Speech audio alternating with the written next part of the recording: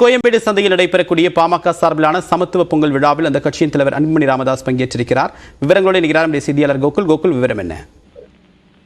பாமக சார்பில் சென்னை கோயம்பேடு காய்கறி மார்க்கெட் பகுதியில சமத்துவ பொங்கல் விழாவானது இன்று கொண்டாடப்படுகிறது. பாமக தலைவர் அன்புமணி ராமதாஸ் மற்றும் அவருடைய மனைவி சௌமியா அன்புமணி இருவரும் இந்த பொங்கல் விழாவில் கலந்து கொண்டு பொங்கல் வைத்து தற்பொழுது இந்த சமத்துவ பொங்கல் விழாவை கொண்டாடி வருகிறார்கள்.